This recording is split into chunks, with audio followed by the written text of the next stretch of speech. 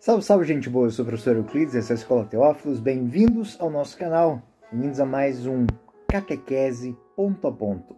E os pontos a serem abordados hoje são os pontos 142 e 143, que vão tratar sobre a revelação como um diálogo amoroso e pessoal entre Deus e a humanidade. O texto nos diz exatamente, contém exatamente estas informações.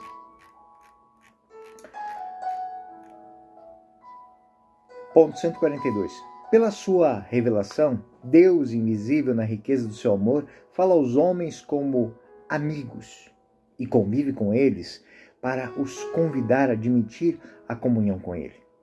A resposta adequada a este convite é a fé. O ponto 143. Pela fé, o homem submete completamente a Deus, a inteligência e a vontade. Com todo o seu ser, o homem dá assentimento a Deus revelador. A Sagrada Escritura chama obediência da fé a esta resposta do homem ao Deus revelador. Bom, qual a fundamentação dessa argumentação nesses dois pontos? Bom, o número 142 e 143 do Catecismo, eles estão no início do terceiro capítulo. Eles vão falar desta resposta do homem a Deus. Essa citação ela é retirada da Dei Verbum, número 2, que é um documento do Concílio Vaticano II, que vai articular que a revelação é um diálogo amoroso entre, não somente amoroso, mas a revelação é um diálogo pessoal com Deus, e nesse diálogo Deus fala com a humanidade. A fé, então, não é meramente um assentimento, um querer intelectual, mas uma resposta existencial do ser humano a esse chamado divino, que é patente em todas as criaturas. O ponto 143 é muito interessante porque, vou repetir ele agora, pela fé o homem submete-se completamente a Deus, pela inteligência e pela vontade. O que quer dizer isso? Aqui está, podemos dizer, o centro dessa antropologia teológica cristã. A fé como uma entrega total a Deus, que envolve a inteligência, envolve a vontade, e que, segundo muitos textos evangélicos, muitos textos da Sagrada Escritura, de maneira especial Romanos 1,5, Romanos 16,26, é chamado de obediência da fé, termo mais técnico, obediência fidei. Bom, dentro dessa lógica, qual a fundamentação bíblica para esta relação que existe nesse diálogo amoroso de Deus com a humanidade? O autor da carta aos Hebreus, no capítulo 11, versículo 1, vai dizer o seguinte: a fé é o fundamento da esperança, é uma certeza a respeito do que não se vê. A fé não é contraditória à razão, mas supera a razão, fundando-se em algo muito maior do que os argumentos, o ato de confiar. Confiar naquele que está se revelando, se mostrando, se apresentando. Então, senhores catequistas, estudantes de teologia, aqui é algo muito importante. Que os critérios que nós usamos para fazer lógica são extremamente diferentes daqueles que nós vamos usar para fazer teologia. Porque a teologia vai partir desse conceito de fé, na confiabilidade naquele que está se revelando. Eu, como diz Santo Agostinho, crede para compreender e compreende aquilo que creste. Outro ponto, outro texto da Sagrada Escritura importante para a gente dar corpo a essa argumentação é Romanos 1,5, onde São Paulo vai dizer o seguinte: recebemos a graça do apostolado para levar a todas as nações a obediência da fé. Então aqui nós temos um assentimento de confiabilidade e aqui nós temos um assentimento de vontade, a obediência, saber ouvir aquilo que nos é revelado. Mostra aqui que existe também uma dimensão missionária nessa obediência da fé. Por que dimensão missionária? Porque é necessário aquele que crê levar a sua fé aos demais.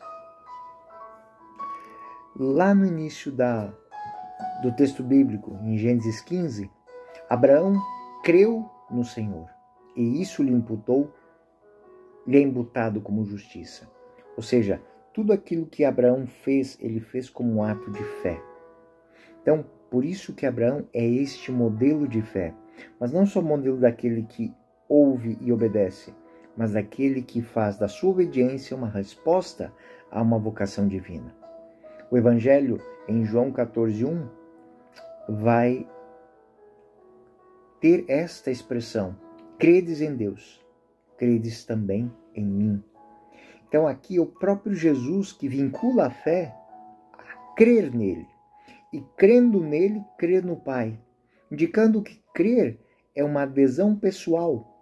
Aderir ao Pai, aderir ao Filho, é deixar-se movimentar pelo próprio Espírito. Dentro do magistério da Igreja Católica, principalmente nos textos do Concílio Vaticano II, os senhores catequistas, quando pegarem um de maneira especial, eu cito sempre ele aqui, a Dei Verbum, que é uma constituição dogmática que vai falar que, de maneira especial, no ponto número 5, que a revelação deve, o homem, a esta revelação, a revelação divina, deve o homem dar obediência da fé.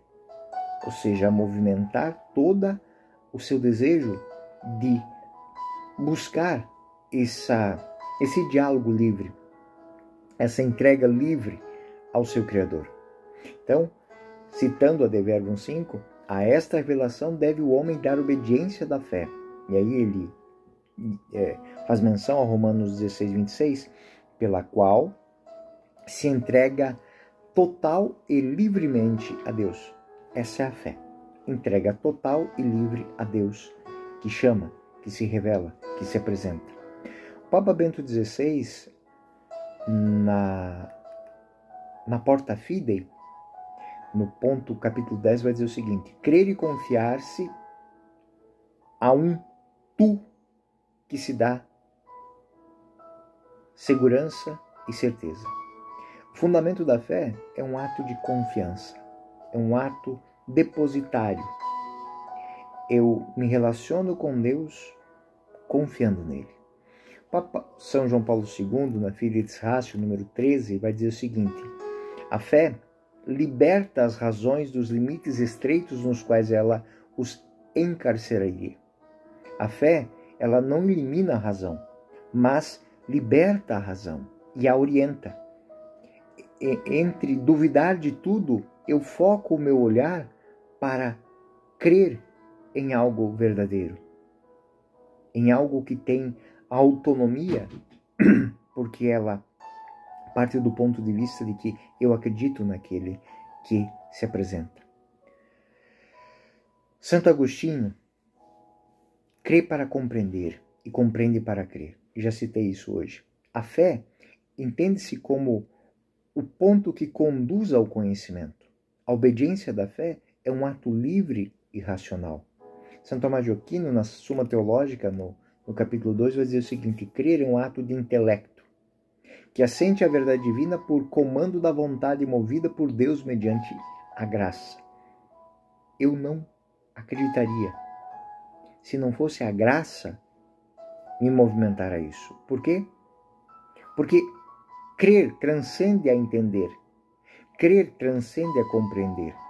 A fé, portanto, envolve a razão, que é o intelectus, a vontade, que é a voluntas, mas não puras, mas sim iluminadas pela graça. Então, a fé é um ato intelectual e voluntário movido pela graça. Então, se aquela expressão da catequista, né? Se Deus não nos atrai, nós não iremos a Ele. Hans Urs von Balthasar, um teólogo muito importante na reflexão sobre a fé, ele vai dizer o seguinte: a fé é uma rendição estética e existencial ao esplendor da verdade divina. Por que estética e existencial?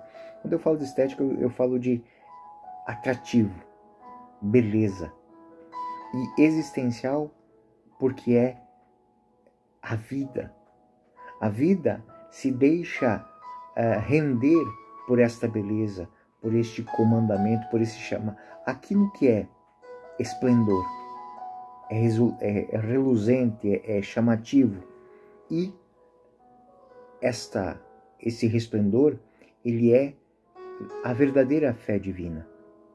A fé, então, ela é uma experiência de beleza e de entrega. Quando eu me entrego por um ato de fé, o que eu entendo, o que eu percebo, que se Deus se dá. E nisso eu fico inebriado com essa relação.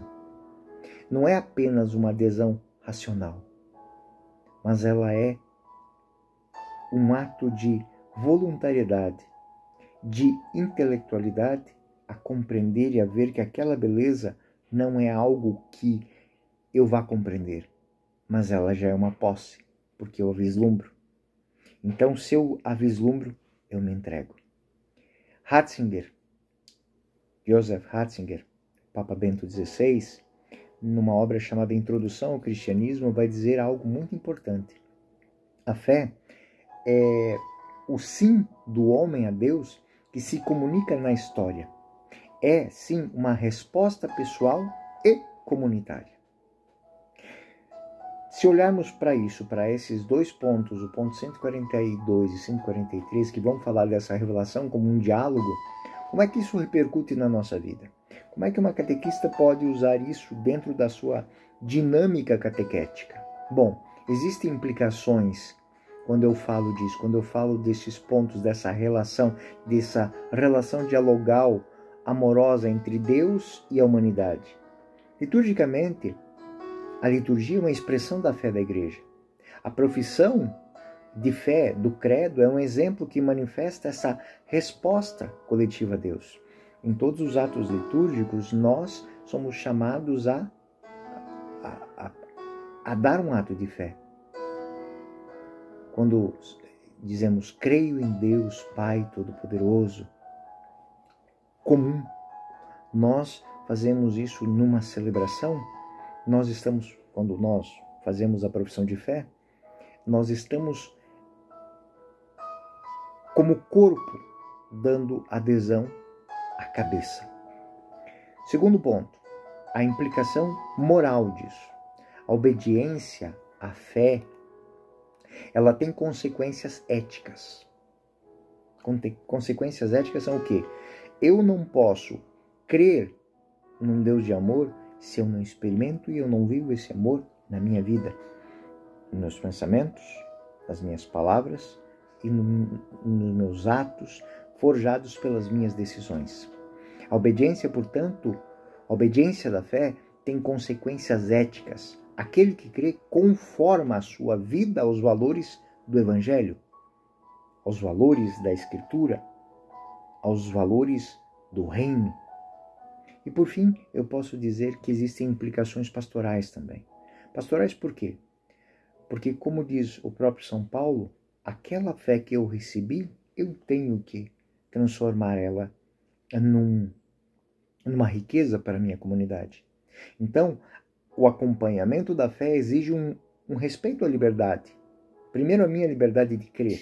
Depois, a liberdade do outro de conhecer aquilo que é crível. Então, exige um respeito à liberdade da pessoa, ao cultivo da confiança. Quando nós, catequistas, estamos dentro de uma reunião catequética, seja numa casa, seja numa sala catequética, seja na igreja, eu tenho que lembrar que aquela pessoa, ela deve ser convidada a viver aquela fé. primeiro ponto, a experimentar aquela fé. E depois, livre e espontaneamente, a aderir àquela fé. O diretório catequético, nos números 53 e 55, vai tocar exatamente nesse ponto. O respeito à liberdade da pessoa. Como é que eu faço isso? Através do cultivo da confiança. Eu vivo, eu compreendo, eu ensino, mas acima de tudo, eu repercuto aquela fé que eu acredito. Bom, em conclusão, podemos dizer que esses pontos 142 e 143, a fé é descrita muito mais do que conhecimento ou crença. Ela é, acima de tudo, uma resposta do homem a Deus. Uma resposta do homem, da humanidade a Deus, que se revela com amor e por amor e no amor. E essa resposta ela é chamada de obediência da fé. E implica numa entrega total da pessoa que, vislumbrando, conhecendo, confiando, se deixa tocar pela graça e então caminha para junto. É um convite feito por Deus que ouço, que compreendo, que vejo, não com os olhos de razão, mas com os olhos da contemplação, e respondo de uma maneira firme e obediente a Deus que se comunica e me chama a mergulhar nessa comunhão de amor, de fé e de esperança. Então, esses pontos 142 e 143 são os fundamentos muito fortes desta relação dialogal entre Deus e a humanidade como um ato de amor. E é essa relação dialogal que suscita a fé. E uma vez suscitada esta fé pela ação da graça do próprio Deus que nos atrai a Ele, que nós encontramos o ato de crer. Bom, de uma maneira muito meditativa, eu gostaria que os senhores tomassem esse texto e vejam as repercussões litúrgicas, morais e pastorais para melhor conduzir as aulas. Uma coisa muito importante desse ponto é uma relação de diálogo. Ninguém dialoga pressionado, mas busca dialogar através do quê? Através da confiança, através do conhecimento, através da apresentação. Então, caros senhores catequistas, estudantes de teologia, espero que esses pontos de hoje tenham sido úteis à sua reflexão. Esse foi mais um Catequese Ponto a Ponto. Fiquem com Deus. Até o próximo ponto.